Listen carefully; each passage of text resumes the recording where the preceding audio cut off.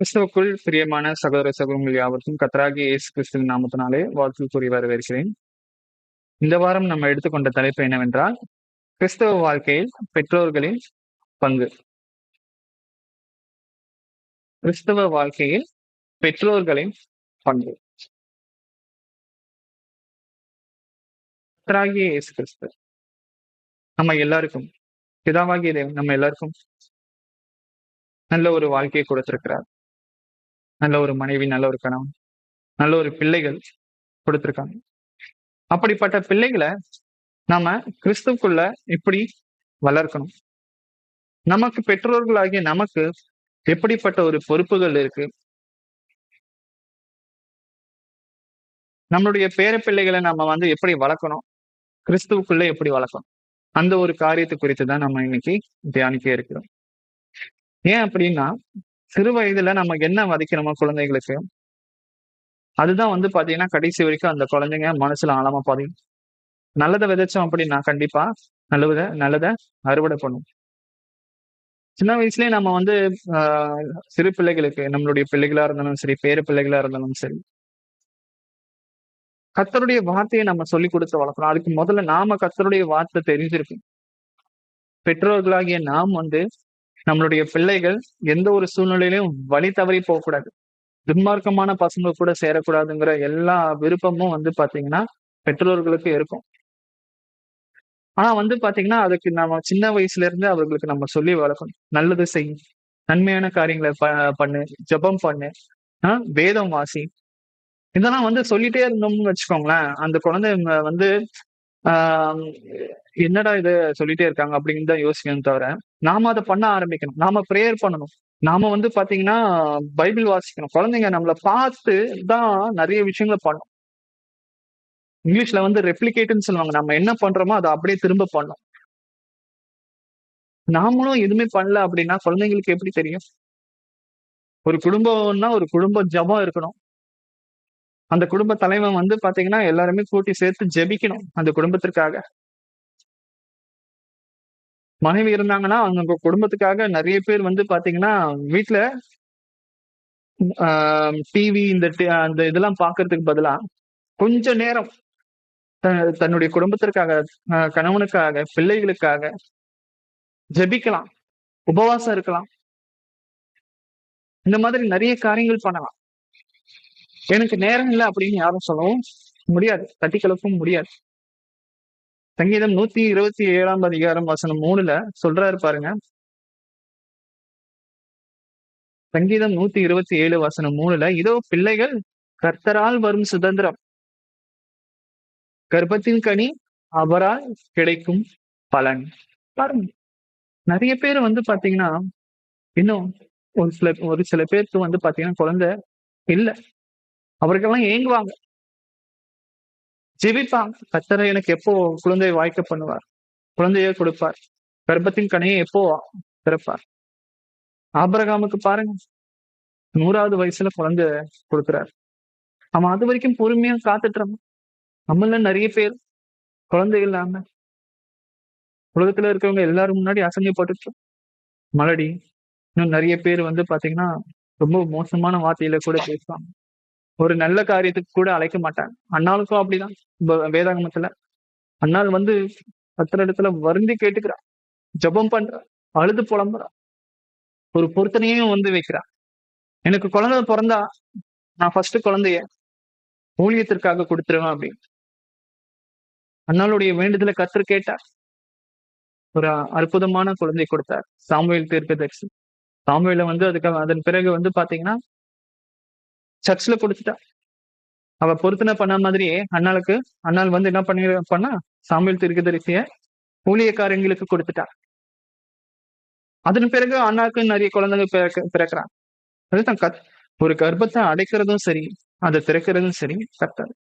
இப்ப நமக்கு ஒரு சில பேருக்கு அந்த அளவுக்கு நம்ம போக அவசியம் இல்லாம குழந்தைகள் சீக்கிரமா கிடைச்சிருக்கு. ஆனா அந்த குழந்தைகள் யாரு அப்படின்னு பாத்தீங்கன்னா, கர்த்தர் நமக்கு கொடுத்த ஒரு கிஃப்ட், ஒரு பரிசு பொருள். அப்போ அது நம்மளுடைய குழந்தைகள் இல்லாம அது கர்த்தருடைய குழந்தைகள், பிள்ளைகள். அவர்களை நாம எப்படி எந்த வழியில வழி நடத்தணும்? கொஞ்சம் யோசிச்சு பார்க்கணும். நம்ம பெற்றோர்கள் வந்து எல்லாருமே யோசிச்சு பார்க்கணும். இது கர்த்தர் எனக்கு கொடுத்த பிள்ளைகள். இந்த பிள்ளை வந்து பாத்தீங்கன்னா, இது என்னுடைய பிள்ளை மாத்திரமே இல்லாம கர்த்தருடைய பிள்ளை. அந்த கர்த்தருடைய பிள்ளையை நான் எப்படி கட்டுக்கோப்பா வளர்க்கணும்? எப்படி நம்ம கிறிஸ்துக்குள்ள பயபக்தியோடு நான் வளர்க்கணும்? துன்மார்க்க ஆளுங்களோட சேர்ந்து கெட்டு போறதுக்கு ஏதுவாக வளர்க்கணுமா? இல்லைன்னா எனக்கு இருக்கிற கோபத்தை அந்த குழந்தைகள் மீது காமிக்கணுமா? அப்படி இல்ல. கர்த்தர் கொடுத்தது. நம்ம வந்து பொக்கிஷமா பார்க்கணும். அப்போ வந்து என்ன சொல்றாரு? இதோ பிள்ளைகள் கர்த்தரால் வரும் சுதந்திரம், கர்ப்பத்தின் கனியோ அவரால் கிடைக்கும் பலன். ஒவ்வொரு பெற்றோர்களுக்கும் ஒரு ஒரு கடமைகள் இருக்கு. அடுத்ததா கூட நம்ம வந்து வாசிக்கலாம். உபாகமம். சிறு பிள்ளைகள் வந்து ஒரு குழந்தை பிறந்ததுல இருந்து ஒரு 12 வயசு வரைக்கும் அவர்களுக்கு நாம கண்டிப்பா நம்ம வந்து கர்த்தருடைய வேதத்தை சொல்லி சொல்லி சொல்லி சொல்லி வளர்க்கணும்.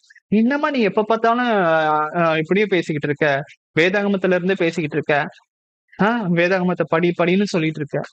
பரவாயில்ல, அவங்க அப்படி சொன்னாலும் கூட பரவாயில்ல. அவங்க மனசுல ஆழமா பதியிற வரைக்கும், அவங்க உணர்ற வரைக்கும் நம்ம அதை சொல்லிக்கிட்டே இருக்கணும். எங்க அம்மாவும் அப்படிதான். பைபிள் எடுத்து படி, சும்மா இருக்காத, சும்மா இருக்கிற டைம்ல பைபிள் எடுத்து படி, ஜெபம் பண்ணு, இதுதான் சொல்லிட்டே இருப்பாங்க. ஆனா நான் கேட்டேன்னா பாருங்க, நம்ம வந்து ஒரு சில பேர் வந்து கேட்டா கேட்டு மனம் திரும்புறவங்க இருப்பாங்க. ஒரு சில பேர் வந்து பாத்தீங்கன்னா பட்டாதான் மனம் திரும்புவான், பட்டாதான் புத்தி வரும். அந்த மாதிரி கேஸ் நான் நிறைய விஷயங்களை நான் வந்து அடிபட்டு, அவமானப்பட்டு, துக்கப்பட்டு, வேதனைப்பட்டு தான் நான் நிறைய காரியங்களை நான் வந்து கத்துட்டு இருந்திருக்கேன். ஆனா யாரு இதெல்லாம் படாம பெற்றோர்களுடைய சொல் பேச்சு கேட்டு கரெக்டா நடக்கிறார்களோ, அவர்கள் இந்த அளவுக்கு வந்து பாத்தீங்கன்னா வேதனைப்படணும், அவமானப்படணும், கஷ்டப்படணும் அப்படிங்கிற ஒரு நிலைமை இருக்காது. உபாகமம் 6ஆம் அதிகாரம் வசனம் 6-7 சொல்றாரு பாருங்க. உபாகமம் 6ஆம் அதிகாரம் வசனம் 6-7. இன்று நான் உனக்கு கட்டளையிடுகிற இந்த வார்த்தைகள் உன் இருதயத்தில் இருக்க கடவுள். நீ அவைகளை உன் பிள்ளைகளுக்கு கருத்தாய் போதித்து, நீ உன் வீட்டில் உட்கார்ந்திருக்கும் போதும், வழியில் நடக்கிற போதும், படுத்துக் கொள்ளுகிற போதும், எழுந்திருக்கிற போதும் அவர்களை குறித்து பேசு. பாருங்க, நம்ம உலக காரியங்களை பேசுறதுக்கு காட்டிலும் வேதாகமத்தை பிள்ளைகளுக்கு எடுத்து போதிக்கலாம். எவ்வளவோ ரகசியங்கள் இருக்கு. ஜீவனுக்கு எதுவான எவ்வளவோ ரகசியங்கள் இருக்கு. அது பிள்ளைகளுக்கு எடுத்து சொல்லலாம். உண்மையான கடவுள் யார்? உண்மையான தேவன் யார்? உலக மக்கள் கும்பிடுற சிலைகளை நம்ம வணங்குறோமா? இல்லைன்னா நம்ம ஜீவனுள்ள தேவனை நம்ம வணங்குறோமா? கர்த்தர் எதுவா இருந்தாலும் நம்ம கர்த்தர் இடத்துல நம்ம எதிர்பார்க்கணும். ஜெபம் பண்ணணும், உபவாசம் இருக்கணும், நற்கிரியைகளை செய்யணும். முக்கியமா ஒரு சபை இருக்குன்னா அந்த சபைக்கு ஒரு சிறு பிள்ளைகளால முயன்ற உதவியை பண்ணணும். சண்டே கிளாஸ் நடத்தலாம், இன்னும் நிறைய விஷயங்களை பண்ணலாம். இன்று நான் உனக்கு அதாவது 7வது சொல்றேன், நீ அவைகளை உன் பிள்ளைகளுக்கு கருத்தாய் போதிக்கணும். சிறு பிள்ளைகளுக்கு வந்து பாத்தீங்கன்னா அவங்களே கேட்பாங்க, அம்மா எனக்கு ஏதாச்சும் கதை சொல்லுமா, அப்பா எனக்கு ஏதாச்சும் கதை சொல்லுங்கப்பா அப்படின்ட்டு. நம்ம உலகத்துல இருக்கிற கதைகளுக்கு பதிலா தாவீது கோலியாத்து கதை சொல்லலாம், ஆதாம் ஏவாள் கதை சொல்லலாம். எவ்வளவு காரியங்கள் இருக்கு வேதாகமத்துல. ஆபிரகாம், ஈசாக்கு, யாக்கோபு எல்லாருக்கும் இந்த இந்த மாதிரியான விஷயங்களை எல்லாமே நம்ம சிறு பிள்ளைகள் முதல் கொண்டு, சிறு பிள்ளை அவங்க வயசுல இருந்து நம்ம வந்து பாத்தீங்கன்னா கருத்தாய் நம்ம வந்து போதிக்கலாம். இயேசு கிறிஸ்துவனுடைய பாடுகள், அவர் வந்து எப்படி பிறந்தார், எப்படி இருந்தார், எப்படி வளர்ந்தார், எல்லா விஷயத்தையும் சிறு வயதுல முதல் கொண்டு நம்ம சொல்லிட்டோம்னு வச்சுக்கோங்க, நாம இவரை தான்ப்பா நம்ம வணங்கணும். ஆபிரகாம், ஈசாக்கு, யாக்கோபின் தேவன் தான் உண்மையான தேவன். அவங்களுக்கு புரிஞ்சுப்பாங்க. அவங்க இடதுபுறமோ வலதுபுறமோ போய் சேர்றதுக்கு வாய்ப்பு இல்லை. நிறைய விஷயங்களை தெரிஞ்சாலும் கூட பிதாவாகிய தேவன், கர்த்தராகிய இயேசு கிறிஸ்து தான் உண்மையான கடவுள் அப்படின்ட்டு அவங்களே வந்து விசுவாசிப்பாங்க. அடுத்தது 2 தீமோத்தேயு 3ஆம் அதிகாரம் வசனம் 15. உதாரணத்துக்கு 2 தீமோத்தேயு 3ஆம் அதிகாரம் வசனம் 15. கிறிஸ்து இயேசுவின் மேலுள்ள விசுவாசத்தினாலே உன்னை ரட்சிப்புக்கேற்ற ஞானமுள்ளவனாக தக்க பரிசுத்த வேத எழுத்துக்களை நீ சிறு வயது முதல் அறிந்தவன் என்றும் உனக்கு தெரியும். அதாவது தீமோத்தேயு வந்து பாத்தீங்கன்னா, தீமோத்தேய யார் வளர்க்குறா அப்படின்னு பாத்தீங்கன்னா, அவங்க அம்மாவும், அவங்க பாட்டியும். என்ன சொல்லி வளர்க்குறாங்க? ஊர் கதைகள, காசிப் அப்படி இல்லன்னா பொருளி பேச்சு சொல்லி அதெல்லாம் சொல்லி வளர்க்குறாங்களா? இல்லன்னா தேவனுடைய வார்த்தைகள சொல்லி வளர்க்குறாங்களா அப்படின்னு பாத்தீங்கன்னா, கர்த்தருடைய வார்த்தைய போதிக்கிறாங்க. யாரு? தீமோத்தேயுக்கு அவங்க அம்மாவும், அவங்க பாட்டி. "நீ சிறுவயது முதல் அறிந்தவன் என்றும் உனக்கு தெரியும்." அப்போஸ்தலனாகிய பவுல் தீமோத்தேயுக்கு எழுதுறார். அப்போஸ்தலனாகிய பவுல் வந்து தீமோத்தேயுவ பத்தி நல்லா தெரிஞ்சிருக்கு. இவன் வந்து ஒரு ஊழியக்காரன். நல்ல ஒரு ஊழியக்காரனா இருக்கான். அவன் ஊழியக்காரன் ஆனது எப்படி அப்படின்னு பாத்தீங்கன்னா, அவங்க அ அம்மா, அவங்க பாட்டி. ஐனிக்கியாள் அப்படின்னு சொல்லுவாங்க. சோ அவங்கலாம் வந்து சேர்ந்து தான் வந்து பாத்தீங்கன்னா, தீமோத்தேயு நல்ல ஒரு கிறிஸ்துவுக்குள்ள ஒரு நல்ல ஒரு பிள்ளையா, நல்ல ஒரு ஆத்துமாவ வளர்க்குறாங்க. அப்போ நம்ம பெற்றோர்களுடைய கடமை என்ன அப்படின்னு பாத்தீங்கன்னா, பிள்ளைகளோட சேர்ந்து நாம வந்து ஜெபம் பண்ணணும். வேதாகம கதைகள எடுத்து சொல்லணும். ஒரு சின்ன ஒரு ஒவ்வொரு நாளும் வந்து பாத்தீங்கன்னா, ஒரு சின்ன ஒரு வசனத்த மனப்பாடம் பண்ண வைக்கணும். சண்டே கிளாஸ்லாம் நம்ம வந்து இங்க நடக்கிறது கிடையாது. ஆனா நடக்கிறது ரொம்ப ரொம்ப நல்லது. இல்லனாலும் கூட பிள்ளைகள் பெற்றோர்கள் வந்து வீட்டுல பிள்ளைகளுக்கு வந்து பாத்தீங்கன்னா, ஒவ்வொரு மனப்பாடமான ஒரு ந ந வசனம் நெறைய இருக்கு. அத எடுத்து அவங்களுக்கு சொல்லலாம். இது நீ மனப்பாடம் பண்ணா தான் நீ வந்து இன்னைக்கு சாப்பாடு. இன்னைக்கு நீ மனப்பாடம் பண்ணி எனக்கு சொன்னா தான், நீ உனக்கு தேவையான விஷயங்கள நான் செய்வேன். அந்த மாரி கூட நம்ம பிள்ளைகள வந்து போதிக்கலாம். அது வந்து இப்ப அவங்களுக்கு வந்து பெரிய விஷயமா தெரியாது. அவங்க எதிர்காலத்துல வந்து வளர்ந்து கஷ்டப்படும்போது, ஒரு சேலஞ்ச வந்து ஃபேஸ் பண்ணும்போது, அவர்களுக்கு வந்து நீங்க சொல்லிக் குடுத்த அந்த வசனம், நீங்க மனப்பாடமா பண்ண வச்ச அந்த வசனம் அவர்களுக்கு அந்த நேரத்துல கை கொடுக்கும். பாருங்க. அடுத்தது நீதிமொழிகள் 22ஆம் அதிகாரம் வசனம் 6. நீதிமொழிகள் 22ஆம் அதிகாரம் வசனம் 6. பிள்ளையானவன் நடக்க வேண்டிய வழியிலே அவனை நடத்து. அவன் முதிர் வயதிலும் அதை விடாதிருப்பான். பாருங்க, நம்ம பிள்ளைகள வந்து ஒழுக்கமா வளர்க்கணும். சிறு வயது முதல் கொண்டு பிள்ளைகளுக்கு நம்ம நல்லொழுக்கத்த கற்றுக் கொடுக்கணும். ஏன்னா இந்த உலகம் வந்து பாத்தீங்கன்னா, ரொம்ப மோசமான ஒரு உலகம். ஒழுக்கமின்மையே கிடையாது. எல்லாமே வந்து பாத்தீங்கன்னா, அவங்க இஷ்டத்துக்கு திரியிறாங்க. அவங்க இஷ்டத்துக்கு பண்றாங்க. யாருக்குமே எந்த ஒரு ஒரு ஒழுக்கமும் சரி, ஒரு கட்டுப்பாடும் சரி இல்ல. கர்த்தர் நமக்கு நல்ல ஒரு சுதந்திரத்த குடுத்திருக்க அந்த சுதந்திரத்த நம்ம வந்து பாத்தீங்கன்னா, வீணடிக்க கூடாது. பாருங்க, பிள்ளையானவன் நடக்க வேண்டிய வழியிலே அவனை நடத்து. அவன் முதிர் வயதிலும் அதை விடாதிருப்பான். குழந்தைங்க கேட்கிறது எல்லாமே வாங்கி குடுக்குறது. ஐயோ! என் பிள்ளை வந்து கேட்டுட்டானே! நான் சின்ன வயசுல இந்த மாதிரியான விஷயங்கள நான் அனுபவிச்சது இல்ல. அட்லீஸ்ட் என் பையன் அவன் வந்து கேட்கிறான். அத நான் வந்து வாங்கி குடு. அப்படிலாம் இருக்கக்கூடாது. ஒரு விஷயத்த நம்ம அடைவதற்கு எவ்வளவு கஷ்டப்படுறோமோ, பிள்ளைகளுக்கு நம்ம அந்த கஷ்டத்த நம்ம வந்து சொல்லிக் குடுக்கணும். எந்த ஒரு பொருள் நமக்கு ஈஸியா கிடைச்சாதுப்பா. நம்ம அதற்காக பிரயாசப்படணும். உழைக்கணும். உழைச்சு தான் நம்ம வந்து ஒரு சில விஷயங்கள நம்ம வந்து அடையணும். எல்லா விஷயங்களும். கர்த்தரிடத்துல இருந்து தான் நம்ம பெற்றுக்கொள்ளும். சும்மா நாம வந்து கேட்ட உடனே நமக்கு வந்து எல்லா விஷயத்தையும் கர்த்தர் குடுத்துற மாட்டார்.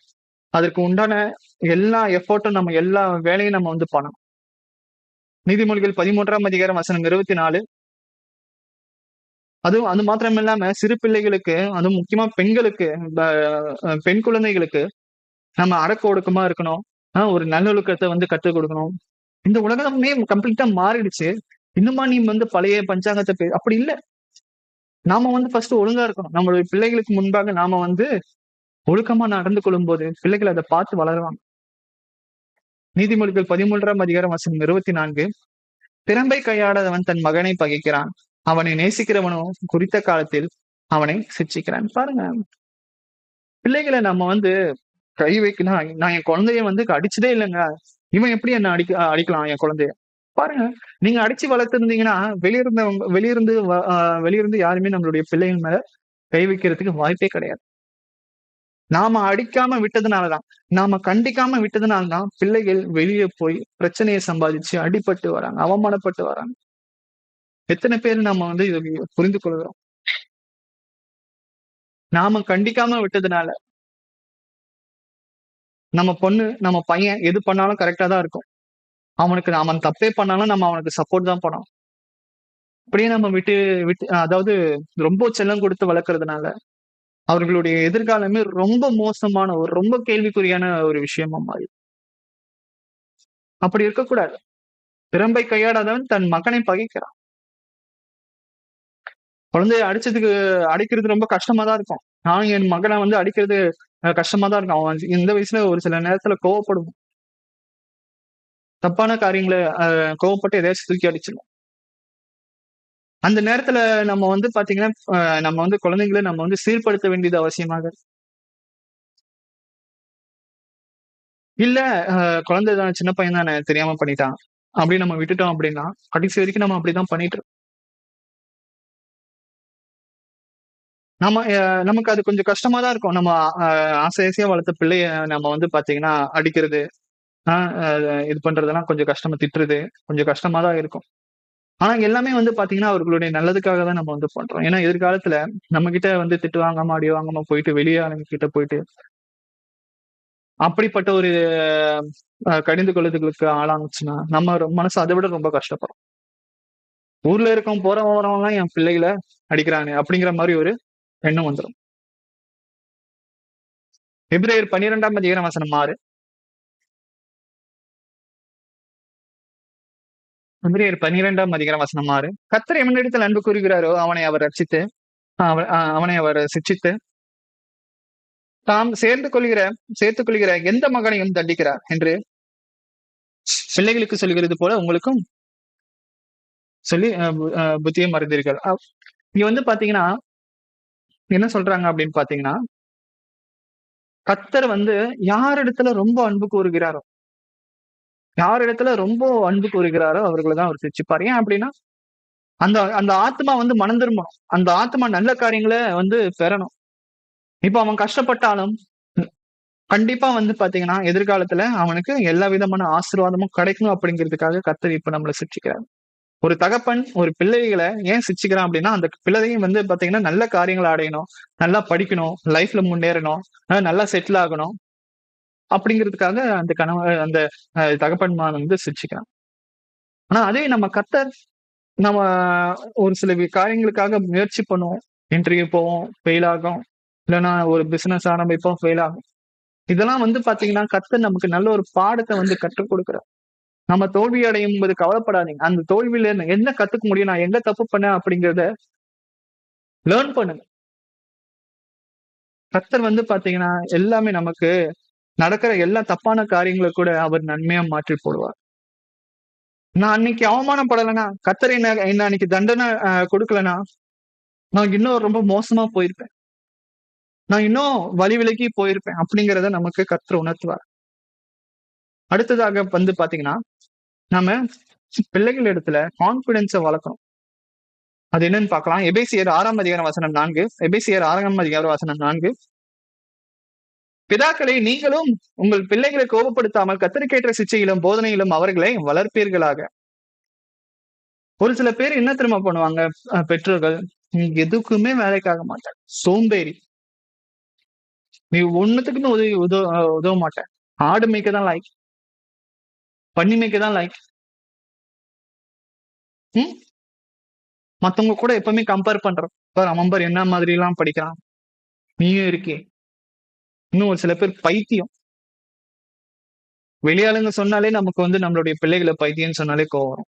நாம சொல்லலாமா நம்மளுடைய பிள்ளைகள? கர்த்தர் நமக்கு கொடுத்த பிள்ளைகள். ஸ்டார்ட்டிங்லயே வாசிச்சோம்.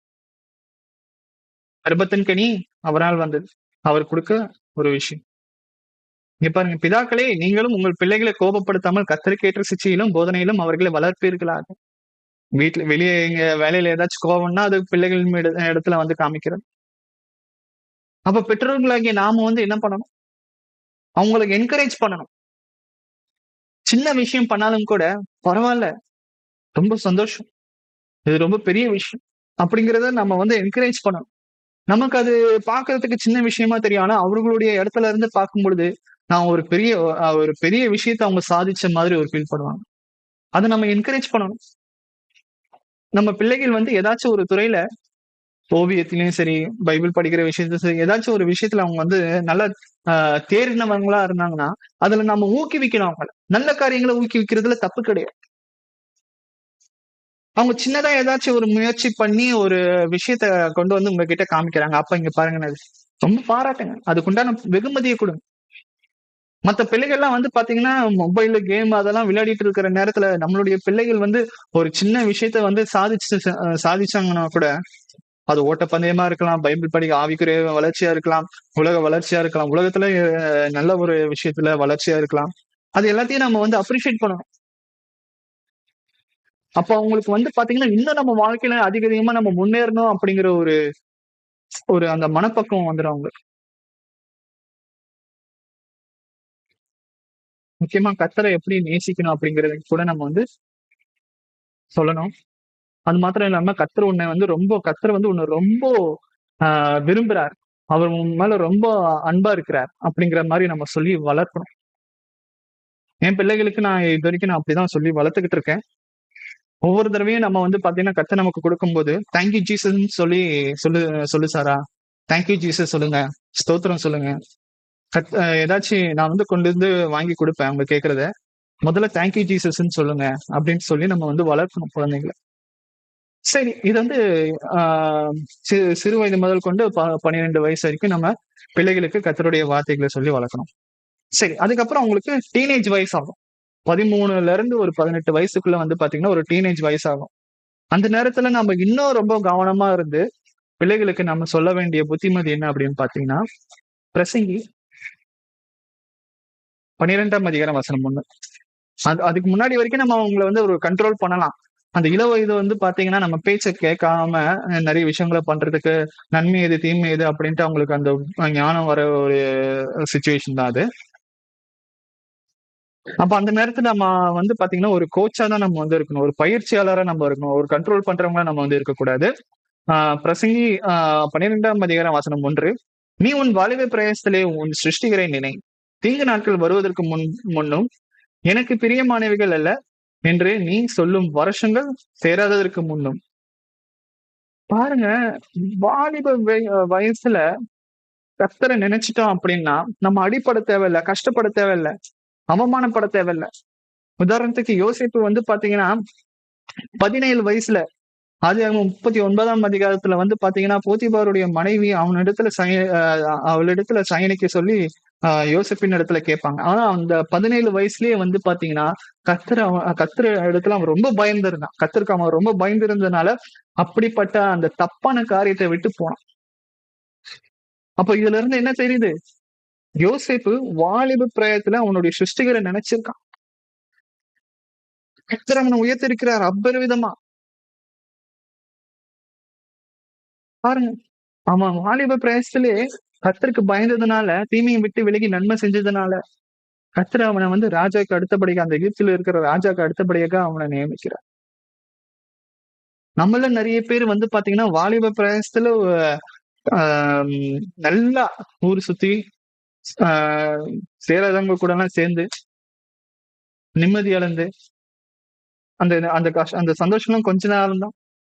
அதுக்கப்புறம் எல்லாமே மாயமா மறைஞ்சிரும். ஆனா, இங்க பிரசங்கி சொல்றாரு பாருங்க, "நீ உன் வாலிப பிரயாசத்திலே உன்னை சிருஷ்டிக்கிறேன் நினை. தீங்கு நாட்கள் வராததற்கு முன்னும்." பாருங்க, தீங்கு நாள் கண்டிப்பா வரும். நம்ம கர்த்தர வந்து நேசிக்கலாம். கர்த்தர் நம்மளுடைய சிருஷ்டிகர நம்ம வந்து நினைக்கலன்னா, கண்டிப்பா தீங்கு நாட்கள் வரும். "எனக்கு பிரியமானவர்கள் அல்ல என்று நீ சொல்லும் வருஷங்கள் சேராததற்கு முன்னும்." அது என்னது எனக்கு புரியல. "எனக்கு பிரியமானவைகள் அல்ல என்று நீ சொல்லும் வருஷங்கள் சேராததற்கு முன்னும்." ஒரு சில பேர் வந்து பாத்தீங்கன்னா, உடம்பு முடியாம, அந்த சந்தோஷத்தையே அனுபவிக்கிறதுக்கு அவங்களுக்கு வந்து பாத்தீங்கன்னா, உடம்புல ஸ்ட்ரென்த் இருக்காது. அந்த இடத்துக்கு போகாததுக்கு முன்னாடி, நீங்க தயவு செஞ்சு உங்களுடைய சிருஷ்டிகரை நினை அப்படின்னு சொல்லுவாங்க. அடுத்ததா கூட நம்ம வந்து வாசிக்கலாம். நீதிமொழிகள் 1ஆம் அதிகாரம் வசனம் 8லிருந்து 10. நீதிமொழிகள் 1ஆம் அதிகாரம் வசனம் 8லிருந்து 10. "என் மகனே, உன் தகப்பன் புத்தியை கேள், உன் தாயின் போதகத்தை தள்ளாதே. அவைகள் உன் தலைக்கு அலங்காரமான முடியும், உன் கழுத்துக்கு ஆ சரப்பணியுமாய் இருக்கும். என் மகனே, பாவிகள் உனக்கு தாட்சணியம் பண்ணினாலும் நீ சம்மதியாதே." அதாவது இந்த மாதிரியான வயசுல நம்ம வந்து பசங்கள கூப்பிட்டு, எது நல்லது, எது கெட்டது, யார் இடத்துல எப்படி பேசணும், அப்பா அம்மா சொல்றத புரிஞ்சுக்க. இந்த உலகத்துல வந்து பாத்தீங்கன்னா எல்லாருமே நிறைய பேரு சுயநலமா யோசிப்பாங்க. ஆனா நீ வந்து சுயநலமா இருக்காத. யாராச்சும் உதவின்னு கேட்டா அவங்க இடத்துல போய் அவங்களுக்கு போய் நீ வந்து உதவி செய். மத்தபடி வந்து பாத்தீங்கன்னா உலகத்தார் வந்து தப்பான காரியத்துக்கு உன்னை வந்து கூப்பிடுவாங்க. தயவு செஞ்சு போயிடாத. நாம வந்து சாதிக்க வேண்டியது வாலிப பசங்களுக்கு நாம சாதிக்க வேண்டியது நிறைய இருக்கு. இந்த வயசுல நீ வந்து பெண்கள் பின்னாடி போக ஆரம்பிச்சுன்னா, கண்டிப்பா உன்னுடைய வாழ்க்கையில நீ வந்து ஜெயிக்க முடியாது. அவங்க வந்து பாத்தீங்கன்னா, வேற ஒருத்தவங்கள கல்யாணம் பண்ணிட்டு போயிடுவாங்க. ஆனா நீ வந்து பாத்தீங்கன்னா, கடைசி வரைக்கும் அவங்களே நெனச்சுக்கிட்டு இருப்ப. இன்னும் வாலிப பெண்களுக்கு வந்து பாத்தீங்கன்னா, பொண்ணுங்கள ஏமாத்தி நெறைய கெட்ட காரியங்கள பண்றவங்கலாம் நெறைய பேர் இருக்காங்க. அவங்களுக்கும் நம்ம வந்து புத்திமதிய சொல்லி வளர்க்க வேண்டியது அவசியமாக இருக்கு. இன்னும் ஒரு சில பேருக்கு வந்து பாத்தீங்கன்னா, கோவங்கள் அதிகமா வரும். அந்த அந்த அந்த வயசுல. கோவத்த கட்டுப்படுத்தணும்.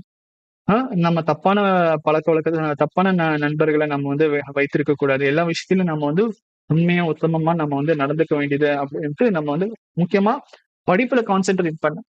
ஆ ஆவிக்குரிய ரீதியில வளர்ச்சியில நம்ம வந்து கான்சன்ட்ரேட் பண்ண அப்படின்ட்டு நம்ம வந்து பிள்ளைகளுக்கு சொல்லிக் குடுக்க வேண்டியது அவசியமாக இருக்கு. அது மாத்திரம் இல்லாமல் ஆ தாவீது கூட வந்து பாத்தீங்கன்னா, தாவீதுக்கு நெறைய மனைவிகள் இருக்காங்க. அதுல அப்சலோம்னு சொல்லிட்டு ஒரு பையன் இருக்கான். ஒரு மனைவிக்கு பொறந்தவன். அவன் தான் வந்து பாத்தீங்கன்னா, தாவீத வந்து கொலை பண்ணணும் அப்படின்ட்டு ஆ வகை தேடிட்டு இருக்கான். ஒரு சைடு வந்து பாத்தீங்கன்னா, சவுல் ராஜா தாவீத கொல்லணும்னு வகை தேடுறாரு.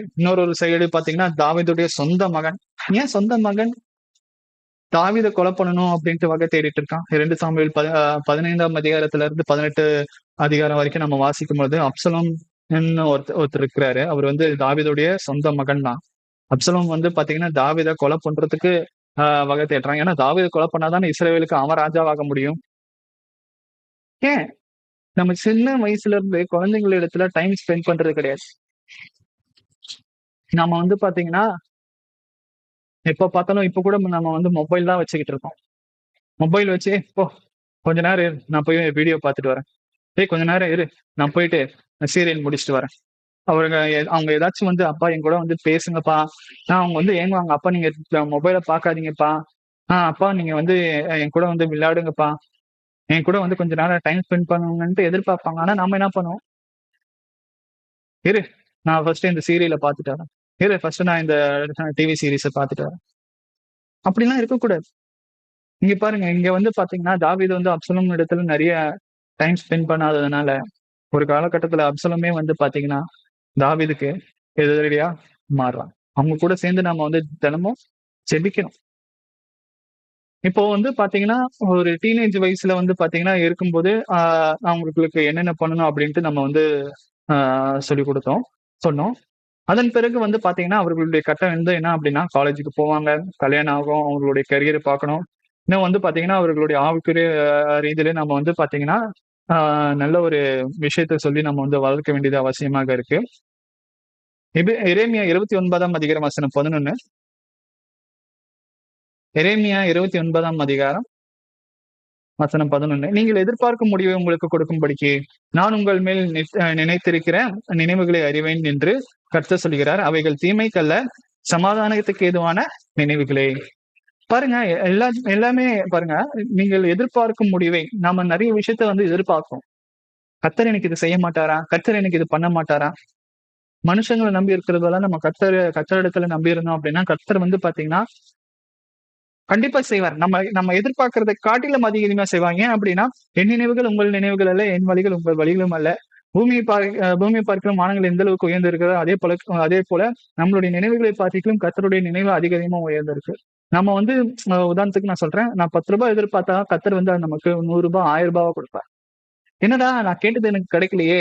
அப்படின்னு நம்ம வருத்தப்பட்டிருப்போம். ஆனா அதன் பிறகு தான் தெரியும், அத விட அதிகமான ஆசீர்வாதத்த கர்த்தர் நமக்கு கொடுக்கக்கூடியவரா இருப்பார். இதெல்லாம் நம்ம வந்து பாத்தீங்கன்னா, ஒரு 18 வயசுக்கு மேல பிள்ளைகள் 18ல இருந்து 30 வயசுக்குள்ள இருக்கிற ஆ அ பிள்ளைகளுக்கு, வாலிப பிள்ளைகளுக்கு நம்ம வந்து சொல்லணும். என்ன என்ன அப்படின்னா, ஆ நம்ம வந்து அவர்களுக்கு நல்ல ஒரு வழிய காண்பிக்கணும். நல்ல காரியங்கள செய். கண்டிப்பா உனக்கு நல்ல விஷயங்கள் கிடைக்கும். உலகத்துல சம்பாதிக்கிறதுக்கு எவ்வளோ வழிகள் இருக்கு. தீமையான வழிகள் எக்கச்சக்கமா இருக்கு. மத்தவங்கள ஏமாத்தி பொழைக்கிற வழிகள் எக்கச்சக்கமா இருக்கு. மத்தவங்கள சாகடிச்சு பொழைக்கிற வழிகள் எக்கச்சக்கமா இருக்கு. அடுத்தவங்க தள்ளி விட்டு முன்னேற வழி எக்கச்சக்கமா இருக்கு. ஆனா அதெல்லாம் நம்ம வந்து தேர்ந்தெடுக்க கூடாது. சோசியல் மீடியால எல்லாம் பாத்தீங்கன்னா ஒரு ஒரு பொருளை வாங்க வைக்கிறதுக்காக என்ன என்ன லெவலுக்கு வேணா இறங்குறான். எந்த லெவலுக்கு வேணாலும் இறங்கி ஒரு பொருளை விற்கிறாங்க. அவங்களுக்கு மத்தியில நாம வந்து அவங்களும் பண்றாங்க, உலகத்தாரும் பண்றாங்க. நாமளும் அது பண்ணி மக்களை ஏமாத்தி நம்மளும் பொருளை விற்கலாம். அப்படி இல்லை, நம்ம எப்பவுமே நேர்மையா நம்ம வந்து நடந்தோம் அப்படின்னா கர்த்தர் நம்மளை உயர்த்துவார்.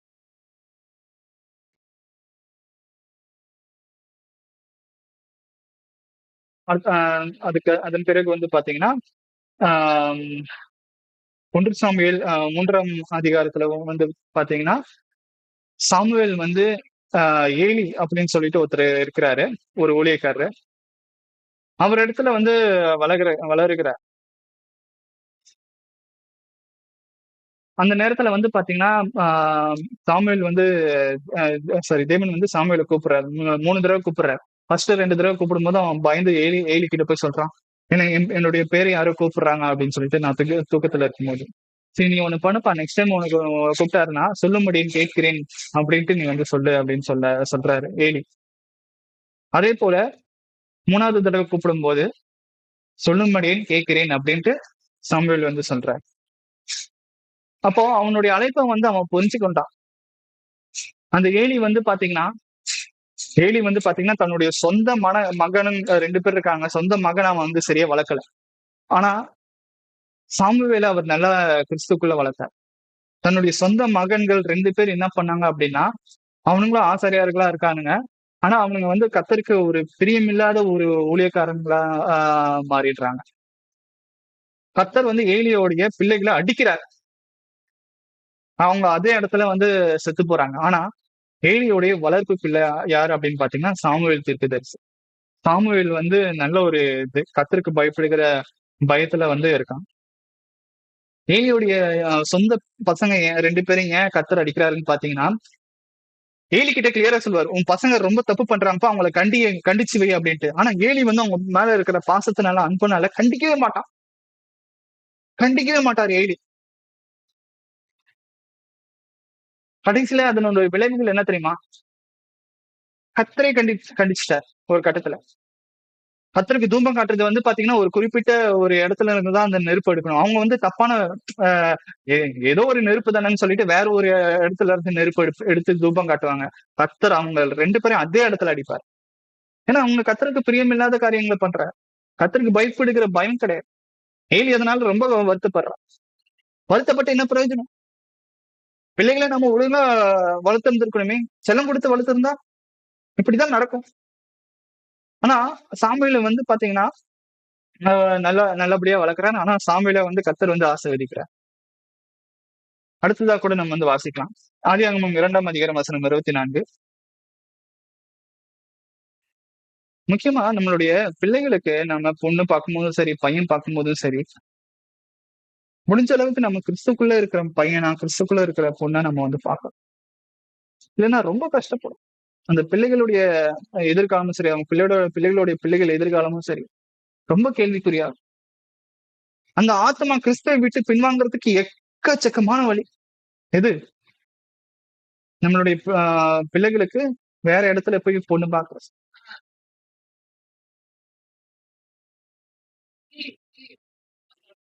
சோ அவங்க வந்து இங்க வந்து பாத்தீங்கன்னா என்ன சொல்றாங்க அப்படின்னு பாத்தீங்கன்னா, ஆதியாகமம் 2ஆம் அதிகாரம் வசனம் 24ல ஆபிரகாம் வந்து தன்னுடைய மகன் ஈசாக்குக்கு பொண்ணு பாக்குறார். ஆனா அவர் இருக்கிற இடம் வந்து பாத்தீங்கன்னா புறஜாதியார் இருக்கிற இடம், கானானியர்கள் இருக்கிற இடம். புறஜாதியார் இடத்துல வந்து அவன் பொண்ணு பார்க்கல. தன்னுடைய வேலையாட்களுக்கு என்ன கட்டளையிடுறான் அப்படின்னு பாத்தீங்கன்னா, நீங்க எங்க ஊருக்கு போயிட்டு என்னுடைய இனத்தார்ல இருந்து ஒரு ஒரு பொண்ணை பாருங்க அப்படின்ட்டு சொல்றான். பாருங்க, ஆதியாகமம் 2ஆம் அதிகாரம் வசனம் 24ல, இது நிமித்தம் புருஷன் தன் தகப்பனையும் தன் தாயையும் விட்டு தன் மனைவியோடு இசைந்திருப்பான், அவர்கள் ஒரே மாம்சமா இருப்பார்கள். சோ இங்க வந்து பாத்தீங்கன்னா என்ன சொல்றாங்க அப்படின்னு பாத்தீங்கன்னா, ஆஹ் ஒருத்தவங்களுக்கு கல்யாணம் ஆயிடுச்சு அப்படின்னா பெற்றோர்களை விட்டு தனியா பிரிஞ்சு வந்து மனைவி இடத்துல இருக்கும். ஆனா இந்த காலத்துல அப்படியே நடக்குது. ஸ்தோத்திரம். இந்த காலத்துல வந்து அப்படி இல்ல. புருஷன் வந்து எப்பவுமே பாத்தீங்கன்னா மனைவியின் இடத்துல இருக்க வேண்டியது அவசியமாக இருக்கு. ஆஹ் தன் மனைவியோட இசைந்திருப்பான். அவர்கள் ஒரே மாம்சமா இருப்பார்கள். அதற்காக வந்து பாத்தீங்கன்னா அவங்களுக்கு தேவையான காரியங்களை நம்ம பண்ணாம வந்து நம்ம தனியா இருக்கணும்ங்கிறது இல்ல. அவங்களுக்கு தேவையான காரியங்களை எல்லாத்தையும் நம்ம ஃபுல்ஃபில் பண்ணணும். எல்லாத்தையும் நம்ம வந்து செய்யணும். அதே போல வந்து பாத்தீங்கன்னா என் மகனுக்கு கல்யாணம் ஆயிடுச்சு, அவனை போயிட்டு நான் வந்து சுரண்டிட்டு இருக்க கூடாது, எல்லாத்துக்குமே அவனை வந்து எதிர்பார்த்துட்டு இருக்க கூடாது அப்படிங்கிற ஒரு மனப்பக்குவம் எல்லா பெற்றோர்களுக்கும் கண்டிப்பா தேவை. அவங்க ஃப்ரீயா விடுங்க. அவங்களுடைய வாழ்க்கைய வாழ விடுங்க. சும்மா போயிட்டு மூக்க நுழைச்சு அது பண்ணு, இது பண்ணு, அப்படி பண்ணவே உன் மனைவி அப்படி இருக்கா, அவளை வந்து இது பண்ணு. இது எதுக்கு தேவையில்லாம? குடும்பத்துல இதனால எக்கச்சக்க பிரச்சனை வரும். அதனாலதான் ஆதியாகமத்துல கிளியரா சொல்லிட்டாங்க. தன் தகப்பனையும் தன் தாயையும் விட்டு தன் மனைவியோடு இசைந்திருப்பான். அவர்கள் ஒரே மாம்சமா இருப்பார்கள். தன்னுடைய மகனுக்கு ஒரு நல்ல ஒரு பொண்ண பார்க்கணும். கிறிஸ்துக்குள்ள பயபக்தியா இருக்கிற ஒரு மகனை பார்க்கணும். அதே போல தன்னுடைய ஆஹ் ஆஹ் மகளுக்கு நல்ல ஒரு கணவன், தன்னுடைய மகனுக்கு நல்ல ஒரு வைஃப் வந்து ஏற்படுத்தி கொடுக்க வேண்டியது பெற்றோர்களுடைய ஒரு பொறுப்பு. இந்த காலத்துல மக்கள் வந்து பாத்தீங்கன்னா அவங்களுடைய துணைய அவங்களுக்கு வந்து தேடிக்கிறாங்க. ஆனா காலங்காலமா நடந்து வருகிற ஒரு விஷயம் என்ன அப்படின்னு பாத்தீங்கன்னா, ஆபிரகாம் வந்து ஆபிரகாம் வந்து தன்னுடைய மகனுக்கு அவர்தான் பொண்ணு பாக்குறார். அப்ப அந்த காலத்துல இருந்தே வந்து பாத்தீங்கன்னா இப்படிப்பட்ட ஒரு சம்பிரதாயம் இருக்கு. இப்பதான் வந்து மக்கள் வந்து அவங்களே வந்து கல்யாணம் பண்ணிக்கிறாங்க. நல்ல ஒரு துணையா பார்த்து, நல்ல அவங்களுக்கு பிடிச்ச ஒரு துணையா பார்த்து. ஆதியாகமம் 24ஆம் அதிகாரத்துல நீங்க வந்து கம்ப்ளீட்டா வாசிங்க அப்படின்னா அதுல வந்து கிளியரா சொல்றாரு. ஆபிரகாமுக்கு யாரு பொண்ணு பாக்குறா? ஆபிரகாம் தான் பொண்ணு பாக்குறாரு. தன்னுடைய வேலைக்காரனை தன்னுடைய ஊருக்கு அனுப்புறான். அவன் இருக்கிற இடம் வந்து பாத்தீங்கன்னா கானா ஊரு. ஆனா வந்து கானானியர்கள் இருக்கிற இடம் அங்க வந்து ஃபுல்லா புரஜாதியர்கள். அவங்களுடைய அதனால வந்து பாத்தீங்கன்னா அந்த புரஜாதியின் இடத்துல போயிட்டு அவன் வந்து பொண்ணு தேடாம தன்னுடைய மகனுக்கு அவன் இருந்த சொந்த ஊர்ல போயிட்டு பொண்ணு தேடுறான். அதுதான் ஆதியாகமம் 24ஆம் அதிகாரத்துல நம்ம வந்து வாசிக்க முடியும். பாருங்க அந்த காலத்துலயும் இப்படிப்பட்ட விஷயங்கள் இருந்திருக்கு. அப்பா அம்மாங்க தான் வந்து பாத்தீங்கன்னா பிள்ளைகளுக்கு நல்ல ஒரு பொண்ணு தேடி தராங்க. எதிர்காலத்துல நம்மளுடைய பிள்ளைகள் கூட நம்ம பேச்சு கேட்கணும். அப்பா அம்மா என்ன சொல்றாங்களோ ஒரு நல்ல ஒரு இடத்துல வந்து அந்த குழந்தைய வந்து கல்யாணம் பண்ணி கொடுக்க வேண்டிய பொறுப்புகள் நம்ம எல்லாருக்கும் இருக்கு. அதை நம்ம வந்து சொல்லி வளர்க்கணும்.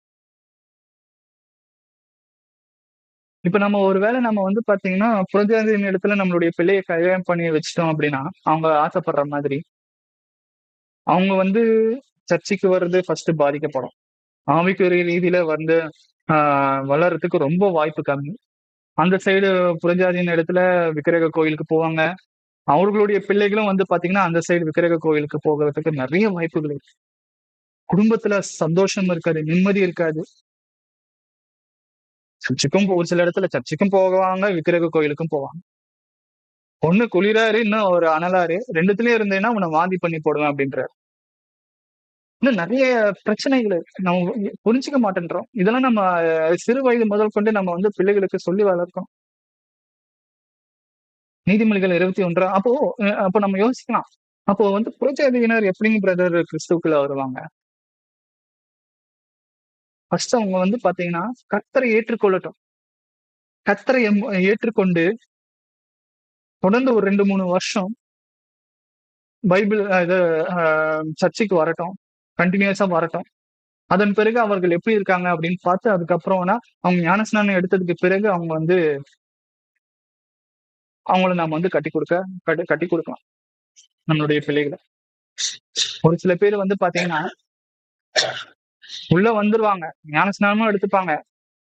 அவங்க வந்து ஞானஸ்நானம் எடுத்து ஒரே வாரத்துல கல்யாணம் ஆனதுக்கு பிறகு அப்படியே மறந்துடுவாங்க. கிறிஸ்துவை ஏற்றுக்கொள்ள மாட்டாங்க. இப்படின்னா நம்ம கவனமா நம்ம வந்து பார்க்க வேண்டியது, யோசிக்க வேண்டியது அவசியமாக. நீதிமொழிகள் 21ஆம் அதிகாரம் வசனம் 20. ஐஸ்வர்யவானுடைய வீட்டில் விலையேறப்பெற்ற திரவியமும் எண்ணெயும் உண்டு, மூடனோ அதை செலவழித்து போடுகிறான். இதுல இருந்து நமக்கு என்ன தெரியுது அப்படின்னு பாத்தீங்கன்னா அவங்க கல்யாணம் ஆனதுக்கு பிறகு அவங்களுடைய குடும்பத்துக்கு வந்து பாத்தீங்கன்னா நிறைய பண ரீதியான ஒரு விஷயங்கள் வரும். அதை எப்படி நம்ம மேனேஜ் பண்ணணும்? நம்மளுடைய பிள்ளைகளுக்கு நம்ம எதாச்சும் சேர்த்து வச்சு போகணும். தேவையில்லாம நம்ம வந்து செலவு பண்ணக்கூடாது. பிள்ளைகளுக்கு நம்ம வந்து என்ன கற்றுக் கொடுக்கணும் அப்படின்னு பாத்தீங்கன்னா, கடன் வாங்குறத விட நம்ம சேமிக்கிறது வந்து ரொம்ப ரொம்ப முக்கியமான ஒரு விஷயம். இப்ப வந்து பாத்தீங்கன்னா, அ லோன் குடுக்குறாங்க அப்படிங்கிறதுக்காக எல்லாருமே வந்து பாத்தீங்கன்னா, ஒரு 20, 35 வருஷத்துக்கு அடிமையாயிடுறாங்க. அவ்வளவுதான்டா மாட்டுனான்டா. அடுத்த ஒரு 5 வருஷம் இவன் நான் சொல்றத தான் கேட்டு நடக்கும். இது வந்து பெர்சனல் லோன் எடுக்கும்போது. இதே வீட்டு கடன் வாங்கிட்டீங்கன்னா, அடுத்த ஒரு 20 வருஷம், 30 வருஷம் இவன் இவன் லாக் ஆயிட்டான். இவன் லாக் ஆயிட்டான் அவ்வளவுதான். இவன் வந்து பாடுபட்டு வேலை செஞ்சு தான் ஆவணும். இவன் ஒரு ஜெயில்ல மாட்டிக்கிட்டான். பாருங்க, இதுதான் வந்து பாத்தீங்கன்னா, கடன இப்படிலாம் வந்து இருக்கக்கூடாது. நம்ம வாழ்க்கையில நிம்மதி எப்படி இருக்கும் அப்படின்னு பாத்தீங்கன்னா, எந்த ஒரு கடனும் இல்லாம இருக்கிறவன் தான் ரொம்ப நிம்மதியா இருக்கும். தனக்கு தான் இருக்கிறத வச்சு வாழ பழகிட்டான். கர்த்தர் எனக்கு இவ்வளவுதான் சம்பளம் குடுத்திருக்கிறாரு. இத வச்சுதான் நம்ம வந்து குடும்பத்த நடத்தணும் அப்படிங்கிறது எத்தன பேர் நினைக்கிறாங்க? தேவைகள அதிகப்படுத்திக்கிறான். தேவைகள அதிகப்படுத்திக்கிறான். தேவையில்லாத விஷயத்துங்கள கொண்டு போயிட்டு பணத்த போடுறான். நம்ம பிள்ளைகளுக்கும் வந்து பாத்தீங்கன்னா, எப்படி சேவிங்ஸ் பண்றது, எப்படி கடன் இல்லாம வாழ்றது, எப்படி வந்து ஹார்ட் ஒர்க் பண்றது, எப்படி வந்து பயங்கரமா உழைக்கிறது, மத்தவங்களுக்கு எப்படி உதவி செய்யறது, நம்ம இருக்கிறத வச்சு எப்படி வாழ பழகிக் கொள்றது அப்படிங்கிறத நம்ம கற்றுக் கொடுக்கணும். ஏன்னா, கல்யாணம் ஆனதுக்கு பிறகு அவங்க பினான்சியலா ரொம்ப கஷ்டப்படக்கூடாதுங்கிற ஒரு எண்ணத்துக்காக எவ்வளவோ கத்துக் குடுக்குறோம். இது கண்டிப்பா கத்துக் கொடுக்க வேண்டியது அவசியமாக இருக்குங்க. ஐஸ்வர்யவானுடைய வீட்டில் வெளியேற பெற்ற திரவியமும் எண்ணெயும் உண்டு. மூடனும் அதை செலவழித்து போடுகிறான். பாருங்க, நம்ம எப்பவுமே வந்து பாத்தீங்கன்னா, சிக்கனமா இருக்கிறது தப்பு இல்ல. ஆனா ரொம்ப பிசினித்தனம் பண்ணி தான் பணம் இருக்கக்கூடாது. பிசினித்தனம்னா ரொம்ப சிக்கனமா இருக்கக்கூடாது. அடுத்ததாக ஆதியாகமம் 2ஆம் அதிகாரம் வசனம் 24. ஆதியாகமம் 2ஆம் அதிகாரம் வசனம் 24. இது நிமித்தம் புருஷன் தன் தகப்பனையும் தன் தாயையும் விட்டு தன் மனைவியோட சேர்ந்திருப்பான். அவர்கள் ஒரே மாமிசமா இருப்பார்கள். அப்போ பெற்றோர்கள் நம்மளுடைய பிள்ளைகள கட்டி குடுத்துட்டோம். ஓகே, கல்யாணம் பண்ணி வச்சுட்டோம். நாம என்ன பண்ணணும்? நம்மளுடைய கடமைகள் என்ன? அவங்களுடைய பிரச்சனையில மூக்க நுழைக்கிறதா? கணவன் மனைவிக்குள்ள அ நெறைய பிரச்சனைகள் வரும். இவங்க போய் சால்வ் பண்றேன்னு சொல்லிட்டு உள்ள போயிட்டு, அந்த பிரச்சனைய ஊதி ஊதி பெருசாக்கிடுவாங்க. இவங்களுடைய முடிவு தான் கடைசியா இருக்கணும். அவங்களுடைய குடும்பத்த. யாரு? இவங்க வந்து அவங்க பையனுக்கு கல்யாணம் பண்ணி வச்சுருவாங்க. இல்ல அவங்க பொண்ணுக்கு கல்யாணம் பண்ணி வச்சுருவாங்க. இவங்க போய் அ அ அவங்க கணவன் மனைவிக்குள்ள ஏதாச்சும் பிரச்சனை நடக்கும்போது, இவங்க போய் தேவையில்லாம இன்டர்ஃபியர் ஆகி, அவங்க போய் மூக்க நுழைச்சு, அவங்க சொல்றது தான் சட்டம் அப்படிங்கிற மாதிரி பண்ணுவாங்க. அவங்களுடைய அ பொருளாதாரத்த இவங்க வந்து கண்ட்ரோல் பண்ணுவாங்க. கண்ட்ரோல் பண்ணணும்னு எதிர்பார்ப்பாங்க. அது மாத்திரம் இல்லாம மத்தவங்க கூட கம்பேர் பண்றது. உன் உன் மனைவி பாரு எப்படி இருக்கா? அங்க பாரு மத்தவங்கலாம் எப்படி வச்சிருக்காங்க உங்க மனைவிய. பாரு உன் கணவர் பாரு எப்படி இருக்காரு? மத்தவங்கலாம் எப்படி இருக்காங்க? இதெல்லாம் வந்து மத்தவங்க கூட கம்பேர் பண்றது. அவங்கள வந்து ஒரு குற்ற உணர்ச்சியா அவங்கள பார்க்கறது. ஒரு குற்ற உணர்வு அவங்க இடத்துல சேர்க்கிறது. அவங்களும் இப்பதான் கல்யாணம் பண்ணியிருக்காங்க. அவங்க நெறைய விஷயங்கள் அடிபட்டு அவங்களா கத்துக்கணும். அப்ப பேரண்ட் அப்ப நம்ம பெற்றோர்களுடைய கடமை என்ன அப்படின்னு பார்த்தீங்கன்னா, அவர்களுக்காக ஜெபம் பண்ணணும்.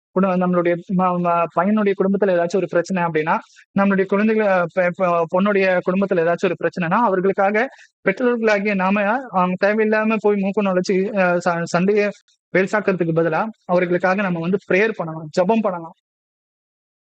சமாதானத்துக்கு உண்டான என்ன வழியோ அத நம்ம வந்து பண்ணணும்.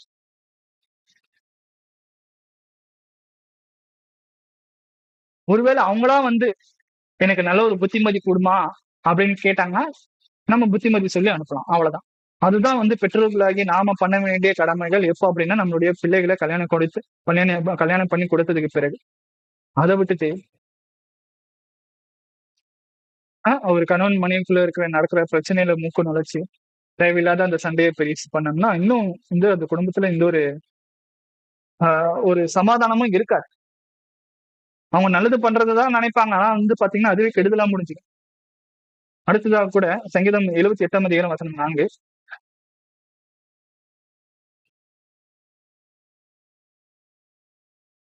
நாங்கள் அவைகளை அவர்கள் பிள்ளைகளுக்கு மறைக்காமல்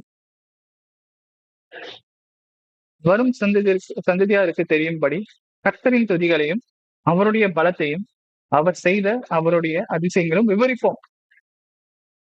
அப்போ நாம நம்மளுடைய பிள்ளைகளை கல்யாணம் பண்ணி கொடுத்து அனுப்பியாச்சு. அவர்களுக்கு ஒரு பிள்ளைகள் பிறக்கும். நம்மளுடைய பிள்ளைகளுக்கு மாத்திரம் தான் நம்ம வந்து பாத்தீங்கன்னா வேதாகமத்தை சொல்லி வளர்க்கணுங்கிறது கிடையாது. நம்மளுடைய ஒட்டுமொத்த வாரிசுகளும் சரி, எல்லாருக்குமே நம்ம வந்து பாத்தீங்கன்னா கர்த்தருடைய வார்த்தையை சொல்லி நம்ம வளர்க்கணும். தீமோத்தேயு கூட நம்ம வந்து வாசிச்சோம்.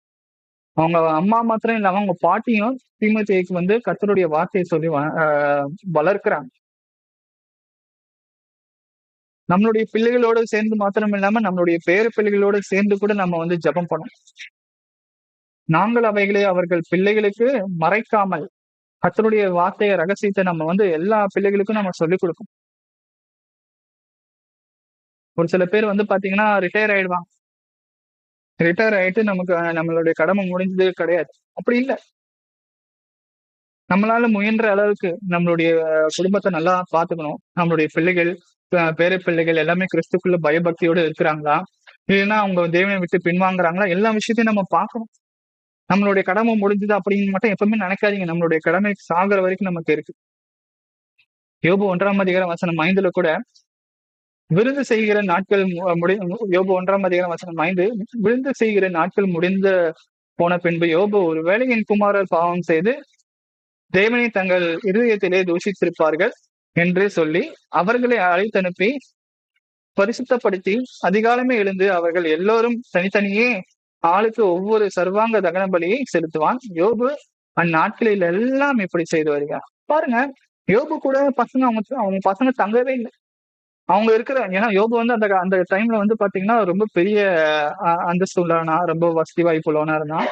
அப்ப யோபு கூட எல்லாமே அவங்க பசங்க தங்காம அவங்க தனித்தனி வீட்டுல தனித்தனி இடத்துல அவங்க தங்கி இருக்காங்க போல. அவன் போய் ஆளுங்களை அனுப்பி சாரி அவர்களை அழைத்தனுப்பி அவன் போயிட்டு ஒரு தன்னுடைய வேலைக்காரன் கிட்ட சொல்லி அனுப்புறான், என் பசங்களை எல்லாருமே கூப்பிடு அப்படின்ட்டு. அவங்களுக்காக வந்து பாத்தீங்கன்னா ஜபம் பண்றான், சர்வாங்க தகன பலியை அவங்க செலுத்துறான். ஒருவேளை என் பசங்க கர்த்தருக்கு விரோதமாக ஏதாச்சும் பேசியிருப்பாங்க, அவர்களுக்காக நாம் கர்த்தர் இடத்துல மன்னிப்பு கேட்கிறேன். பாருங்க, இதுதான் வந்து பாத்தீங்கன்னா ஒரு நல்ல ஒரு பெற்றோருக்கு உண்டான ஒரு விஷயம். சோ நம்ம வந்து நம்மளுடைய பிள்ளைகளுக்கு நல்ல ஒரு இடத்துல கல்யாணம் பண்ணி வைக்கணும். அவர்களுக்கு நல்ல ஒரு ஆரோக்கியம், உடல் அளவுல நல்ல ஒரு ஆரோக்கியத்தை கொடுக்கணும். அவர்களுக்கு நல்ல ஒரு வேலை அமையணும். அவர்களுக்கு நல்லபடியாக குழந்தை பிறக்கணும். அவர்களுடைய குழந்தைகள் வந்து பாத்தீங்கன்னா கிறிஸ்துக்குள்ள நல்லபடியாக வளரணும் எல்லாருமே. இதுதான் வந்து பாத்தீங்கன்னா ஒரு பெற்றோர்கள் நம்ம வந்து பண்ண வேண்டிய ஒரு மிக முக்கியமான ஒரு கடமையா இருக்கு. யோசுவா 24ஆம் அதிகாரம் வசனம் 15 நம்ம வந்து வாசிக்கும் பொழுது, நானும் என் வீட்டாருமோ என்றால் கர்த்தரையே சேவிப்போம். ஒரு வீடு இருக்கு அப்படின்னா அந்த வீடு எதற்காக பயன்படணும்? ஒரு கர்த்தரை சேவிக்கிறதுக்காகவும், ஒரு சமாதானத்தை உண்டு பண்ணுவதற்காகவும், ஒரு மன்னிப்பு கேட்கறதுக்காகவும், அன்பை பரிமாறுவதற்காகவும், ஜபம் பண்றதுக்காக, இப்படிதான் வந்து ஒரு குடும்பமானது செயல்பட வேண்டியது அவசியமாக இருக்கு.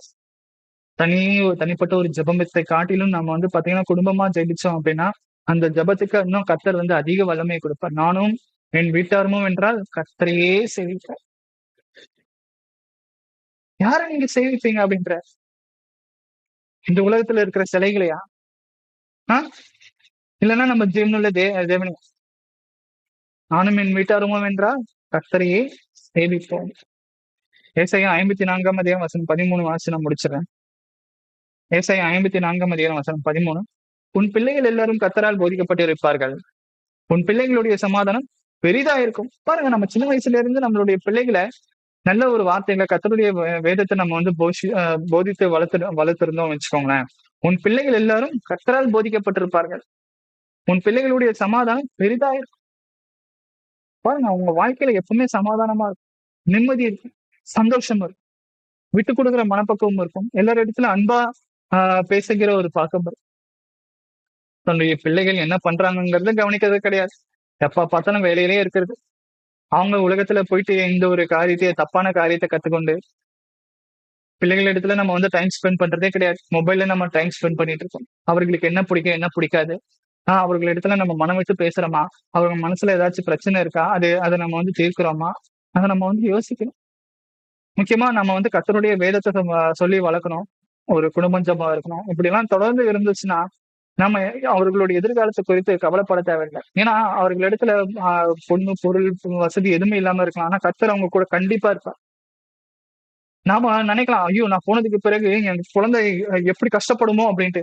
அது யார் நினைப்பாங்க அப்படின்னா, எந்த ஒரு தாய் தகப்பன்மார் தன்னுடைய பிள்ளைகளுக்கு வேதாகமத்த சொல்லி வளர்க்காம இருக்கிறாங்களோ, யாரு வந்து பார்த்தீங்கன்னா, ஆவிக்குரிய ரீதியில தன்னுடைய பிள்ளைகள வளர்க்காம இருக்கிறார்களோ, அவர்கள் தான் பயப்படுவாங்க.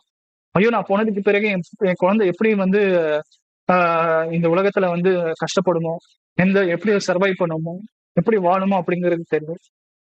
இதுவே நம்ம வந்து பாத்தீங்கன்னா, நான் வ என் பிள்ளைகள நான் வந்து பாத்தீங்கன்னா, ஒரு நல்ல ஒரு ஆவிக்குரிய ரீதியில வளர்க்குறேன் அப்டின்னா, நான் போனா கூட எனக்கு பிரச்சனை இல்ல. நான் வந்து போனா கூட பிரச்சனை இல்ல. ஏன் அப்டின்னா, கர்த்தர் என் பிள்ளைகளோட இருந்து அவர்களுக்கு தேவையான எல்லா நன்மையான காரியங்களும் செய்வார்.